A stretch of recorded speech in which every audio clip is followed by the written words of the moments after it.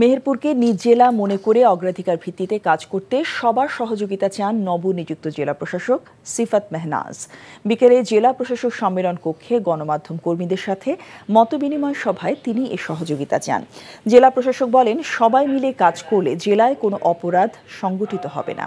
জেলা প্রেস ক্লাবের সভাপতি ও সাধারণ সম্পাদক সহ জেলায় কর্মরত প্রিন্ট, ইলেকট্রনিক মিডিয়ার সাংবাদিকেরা উপস্থিত ছিলেন।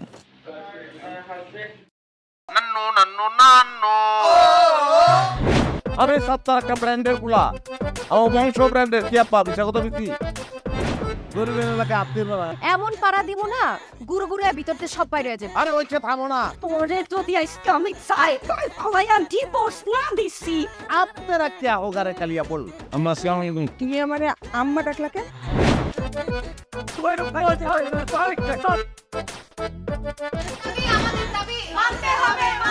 মাগো তুমি গদ্দাল মাইয়া রে কোনদিন স্বামীর মুখ দেখাও না আমার। আমি আপনারে আমি দেখে নিব। হাতে লাগে বেতারে হাত ছাইরা দাও সোনার চাচারে। এনজিওর কিস্তি প্রথমবার বিকাশ পেমেন্ট করলেই 20 টাকা ইনস্ট্যান্ট ক্যাশব্যাক।